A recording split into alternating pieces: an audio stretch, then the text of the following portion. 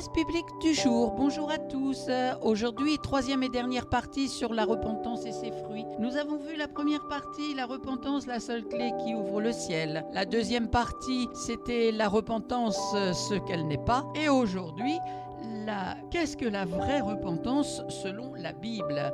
La repentance est la douleur qu'on éprouve de ses péchés. Elle entraîne un changement d'attitude qu'on appelle conversion. La repentance, c'est un changement d'état d'esprit et de détermination, un changement de direction. Romains chapitre 2 verset 4, il est écrit: où méprises-tu les richesses de sa bonté, de sa patience et de sa longanimité, ne reconnaissant pas que la bonté de Dieu te pousse à la repentance? Et dans Jean chapitre 8 verset 12, où il est écrit, Jésus leur parla de nouveau et dit: je suis la lumière du monde. Celui qui me suit ne marchera pas dans les ténèbres, mais il aura la lumière de la vie. Une définition en langage militaire de la repentance, c'est ce que les soldats appellent un demi-tour à droite. C'est changer absolument de direction. C'est marcher dans le sens opposé à celui que l'on a suivi. Retournez-vous, retournez-vous, car pourquoi mourriez-vous? Peu importe qu'un homme soit heureux ou malheureux dans le péché, qu'il en souffre ou n'en souffre pas, s'il ne s'en détourne,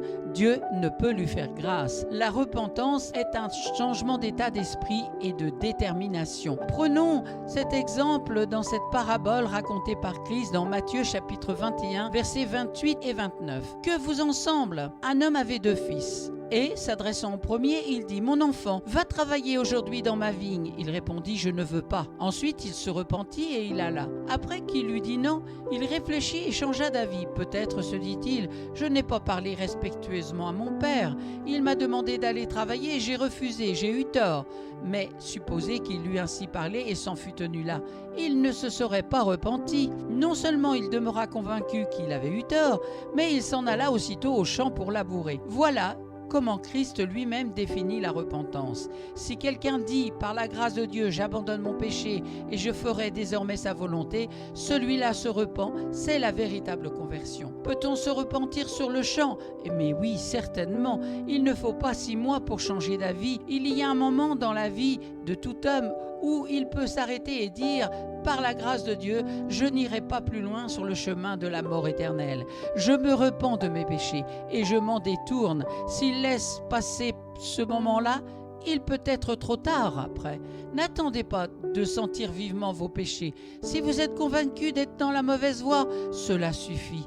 Détournez-vous aussitôt. C'est la vraie repentance. Tous les exemples de conversion qui se trouvent dans la Bible sont des conversions instantanées. La repentance et la foi viennent le plus souvent soudainement au moment où un homme se décide. Dieu lui donne la force. Il ne lui demande pas de faire l'impossible. Dieu est le Dieu du tout possible.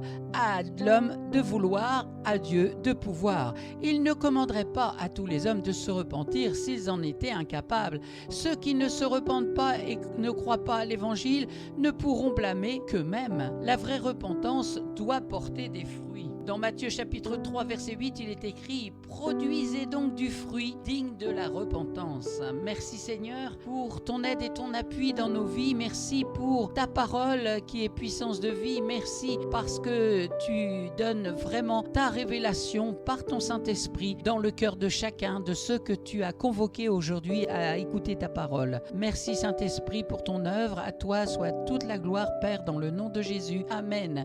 Merci à vous d'avoir pris du temps pour écouter la parole de Dieu et promesse biblique du jour. Je vous souhaite bon courage. Poursuivez la méditation de la parole de Dieu pour pouvoir grandir dans la foi, parce que la foi vient de ce qu'on entend et ce qu'on entend vient de la parole de Dieu. Amen. Je vous dis à très bientôt.